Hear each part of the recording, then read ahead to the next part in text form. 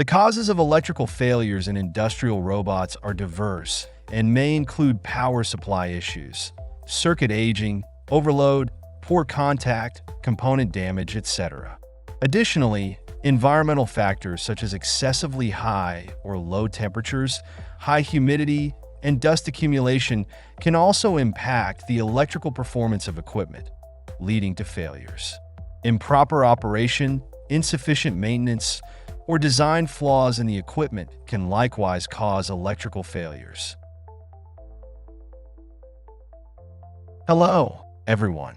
The stable operation of electrical equipment is crucial in industrial production. However, electrical failures are an inevitable phenomenon, affecting not only production efficiency, but also posing safety risks. In this lesson, we will primarily analyze electrical failures in industrial robots.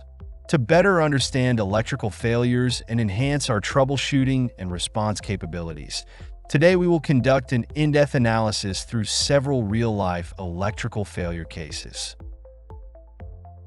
First, let's look at Case 1, robot failure to start. The observed failure is that the robot cannot power on and fails to start. Potential causes of this issue include power supply failure, poor contact in power lines, blown fuses, or internal faults in the robot controller. When encountering such failures, our maintenance approach is as follows. First, check if the power supply is functioning normally, then examine the power lines for good contact, and if necessary, replace the fuse. If all the above checks are normal, it could be an internal fault in the robot controller, requiring further inspection and maintenance by professional repair personnel. Now, let's consider Case 2, power supply failure. This case describes that after the robot is turned on, the power indicator light does not illuminate, and it cannot start normally. Let's analyze the causes of this failure together. Power supply failures are usually caused by poor contact in power cords, loose power sockets, or damaged power modules. For such failures, our solution is as follows. Firstly, check if the power cord is loose or damaged. Then inspect if the power socket is working properly. If these are fine, then it is necessary to check whether the power module is functioning correctly. Next, let's examine Case 3, abnormal robot movement. The observed failure is that the robot exhibits abnormalities during motion, such as shaking, deviation, and unstable speed. Potential causes of this issue include motor driver failure, encoder failure, transmission system failure, or incorrect parameter settings in the robot controller. When encountering such failures, our maintenance approach is as follows. First, check if the motor driver is functioning properly. Then inspect the encoder for damage or looseness. If there is an issue with the transmission system, it may be necessary to replace related components. Also, verify if the parameter settings of the robot controller are correct and make adjustments if needed. Now, let's move on to Case 4, controller failure. This case describes that the robot is unable to move along the path set by the program. Let's analyze the causes of this failure. Controller failures could result from issues with the control card, sensors, encoders, or control software. For such failures, our solution is as follows. First, check if the hardware components like the control card, sensors, and encoders are working properly. Then examine if there are any anomalies in the control software. Repair or replace the corresponding parts based on the specific situation. Now, let's move on to Case 5, robot sensor failure. The observed failure is that the robot sensors are not functioning properly, including position sensors, force sensors, etc.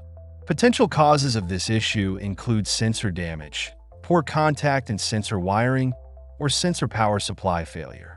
When encountering such failures, our maintenance approach is as follows. First, check if the sensors are damaged and replace them if necessary. Then inspect the sensor wiring for good contact, repairing or replacing any loose or damaged parts. Lastly, check if the sensor's power supply is functioning normally and perform maintenance or replacement if needed. Let's continue to analyze case 6. Motor failure. This case describes that the robot exhibits abnormal sounds or vibrations during motion. Let's analyze the causes of this failure together. Motor failures could be due to internal motor damage, bearing wear, or issues with the transmission system.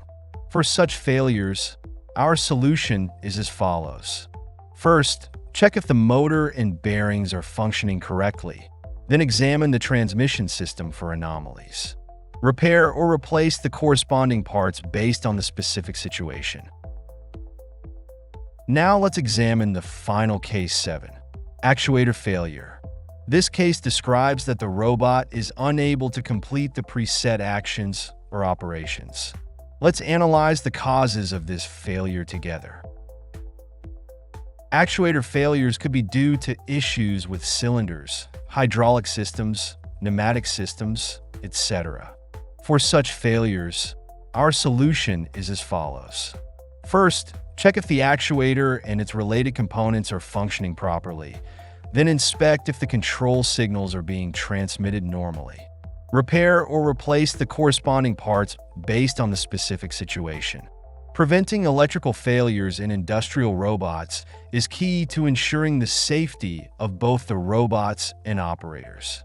By regularly maintaining and inspecting electrical equipment, using qualified products and components, following installation and usage standards, strengthening personnel training and management, planning and designing electrical systems reasonably, installing protective devices and monitoring systems, as well as enhancing safety protection and promotional education, the occurrence of electrical failures can be effectively prevented.